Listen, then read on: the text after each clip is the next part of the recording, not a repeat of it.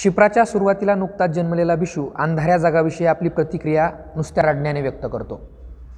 जनहेच्या शेवटी दिसणारा बिशू अर्थात अंधाऱ्या जगाविषयी आपली प्रतिक्रिया पुढे नेत प्रगल्भपणे व आत्मविश्वासाने जग बदलू पाहणाऱ्या रचनात्मक कार्याला वाहून घेतलेल्या पण वेगवेगळे अस्तित्व असणाऱ्या लोकांच्या संघटनेत सामील होतो. कुटुंबरूपी छोट्या परिवारात तो जन्मतो आणि आयुष्याशी झगडत एका मोठ्या परिवाराला जाऊन तो मिळतो. हाच मार्ग समाजरूपी समष्टीकडे नेणारा आहे. नमस्कार.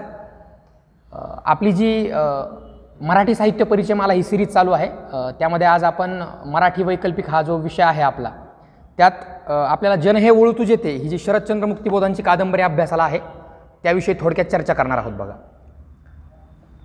शरदचंद्र मुक्तिबोध हा मराठीतला अतिशय महत्त्वाचा कादंबरीकार आहे. त्यांची नवी मळवाट नावाचा कविता संग्रह प्रसिद्ध आहे आणि गाजलेला देखील आहे. म्हणजे तुम्ही त्यांच्या कादंबऱ्या जरी पाहिल्या तरीसुद्धा तुमच्या लक्षात येईल काय प्रकारचं लिखाण त्यांनी केलेलं आहे. म्हणजे जी त्रिखंडात्मक कादंबरी आहे, जसं शेवटचा पार्ट आपल्याला UPSCला अभ्यासाला आहे, त्यामध्ये क्षिप्रा असेल, सरहद असेल आणि आपण जे अभ्यासतो आहोत ती जन हे ओळ तुझे ते, या 3 महत्त्वाच्या कादंबऱ्या त्यांच्या आहेत. आणि नवी मळवाट नावाचा त्यांचा कविता संग्रहही गाजलेला आणि प्रसिद्ध आहे.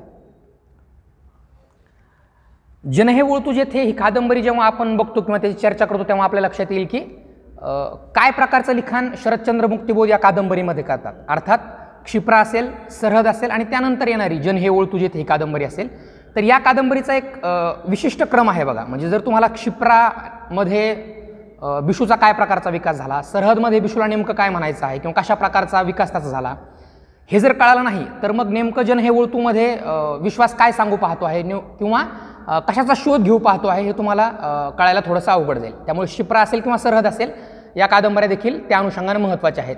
त्या वाचूनही तुम्हाला बऱ्यापैकी जन हे ओळ तुझे त्याची कल्पना येऊ शकेल, कारण की या 2 कादंबऱ्यामधूनच विश्वासचा संपूर्ण अगदी जन्मल्यापासूनचा प्रवास ते त्याचा जाणीवेचा प्रवास जो की जन हे ओळ तुझे थेमध्ये होतो तिथपर्यंत त्याचा संपूर्ण प्रवास आलेला आहे. बघा, म्हणजे तुम्ही अगदी क्षिप्रा ही कादंबरी पाहिली किंवा सरहद ही कादंबरी पाहिली तरीसुद्धा त्यात ते असं म्हणतात की क्षिप्राच्या सुरुवातीला त्यांनी दिलेलं आहे की ही बिशूच्या आयुष्याची पहिली मजल, अजून तर त्याचा समग्र जीवनपट उलगडावयाचा आहे.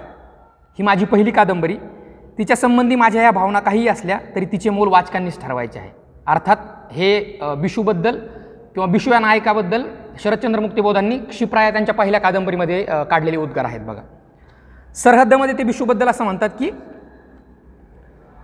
क्षिप्रा कादंबरीचा पुढील भाग सरहद्द, बिशूच्या आयुष्याचे हे दुसरे वळण, अपुऱ्या अधुऱ्या जाणीवा आणि एकारलेले व्यक्तित्व, याखेरीज बिशूपाशी काय आहे, या मर्यादा त्याला ओलांडता येतील काय, सरहद्दी पलीकडे त्याला जाता येईल काय, कुणी सांगावे, पल्ला लांबचा आहे आणि त्याला अजून कितीतरी चालायचे आहे, 6 वयाचे आहे.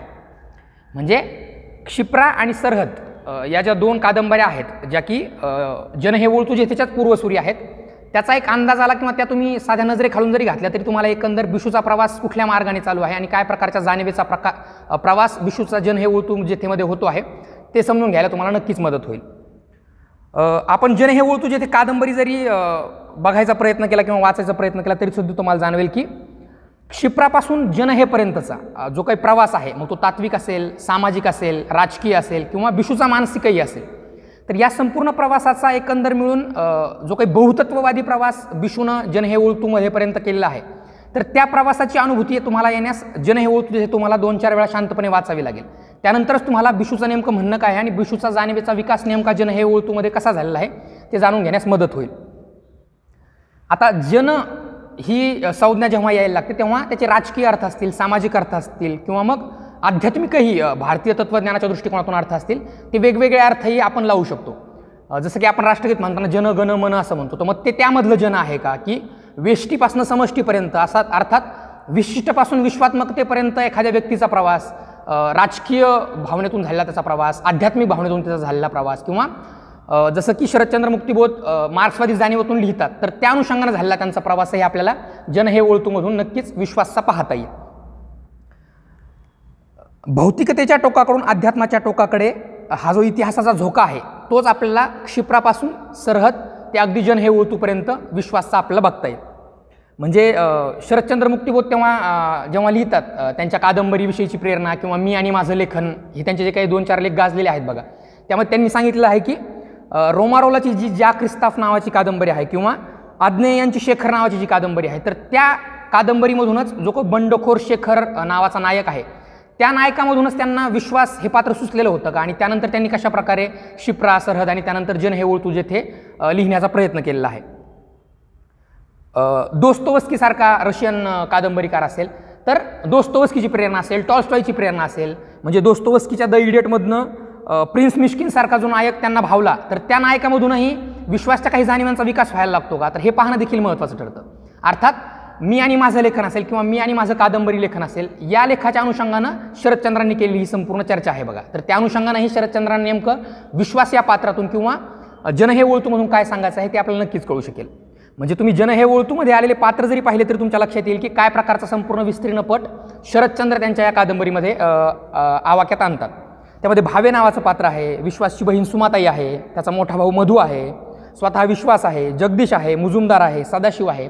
तर या सगळ्या पात्रांमधून विश्वासच्या जाणीवेचा विकास कसा व्हायला लागतो आणि त्याही पलीकडे जाऊन जाणीवेनंतर त्याची नेणीव कशी निर्माण व्हायला लागते.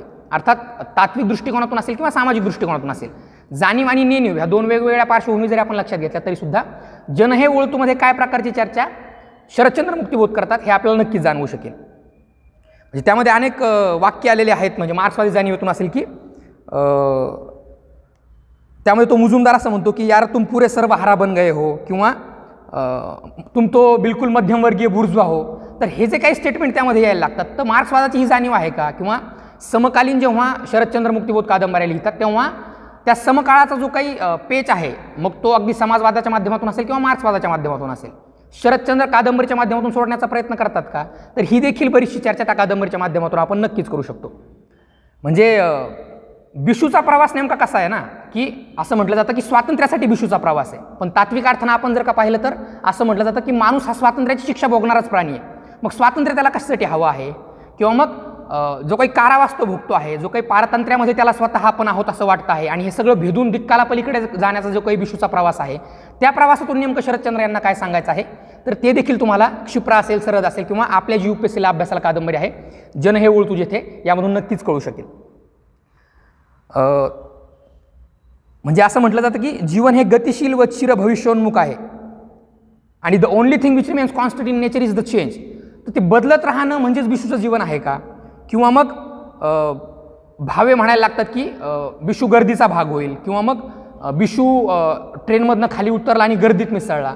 तर शिप्रा ते सरहद हे जे काही त्याचा प्रवास आहे, हा जो त्याचा काही तात्विक प्रवास असेल, सामाजिक प्रवास असेल किंवा त्याच्या जाणीवेचा आणि नेणीवेचाही प्रवास असेल, तर ते व्यक्तीपासून समष्टीपर्यंत किंवा वेष्टीपासून समष्टीपर्यंत त्याचा हा प्रवास आहे का, तर हे सुद्धा आपण जन हे ओळतूच्या माध्यमातून नक्कीच त्याची चर्चा करू शकतो. अर्थात मार्क्सवाद जेव्हा आपण म्हणतो तेव्हा राजकीय त्याचा जसा अर्थ आहे तसाच तो मार्क्सवाद ही जीवनाकडे पाहण्याची दृष्टी आहे का. म्हणजे मार्क्सनं सांगितलं की all history is a history of class struggle. त्याच्या पलीकडे हे जाऊन नेणीव ही जी गोष्ट भारतीय तत्त्वज्ञानानं किंवा ओव्हरऑल तत्त्वज्ञानानं आपल्याला सांगितली तर त्या नेणीवेचा विकास करणं हेच विश्वासचं ध्येय आहे का, आणि मग स्वातंत्र्य मिळवणं किंवा मग पारतंत्र्यातून स्वातंत्र्याकडे प्रवास करणं हे देखील त्याचं स्वप्न आहे का, तर ह्याची देखील संपूर्ण चर्चा त्यामध्ये आलेली आहे. म्हणजे त्यामध्ये असं आलेलं आहे की तुका म्हणे जे जे भेटे ते ते वाटे मी असे. म्हणजे तो ज्या ज्या व्यक्तींना या कादंबरीच्या माध्यमातून भेटतो, त्याचा स्वतःचा भाऊ असेल, भावे असतील, सदाशिव असेल, जगदीश असेल, डॉक्टर असतील, तर या सगळ्यांच्या माध्यमातून देखील त्याच्या स्वतःच्या जाणीवेचा, नेणीवेचा, त्याच्या व्यक्तिमत्वाचा सामाजिक अर्थानं असेल, राजकीय अर्थानं असेल, तात्विक अर्थानं असेल विकास व्हायला लागतो का, तर या सगळ्याची चर्चा देखील आपण जन हे ओळतूच्या माध्यमातून नक्कीच करू शकतो. म्हणजे तुम्ही अगदी UPSCनं विचारलेले प्रश्नही जन हे ओळतूबद्दल पाहिले तरी तुमच्या लक्षात येईल की काय प्रकारचा ॲप्रोच UPSCनं शरदचंद्राच्या जन हे ओळतू या कादंबरीबद्दल ठेवलेला आहे.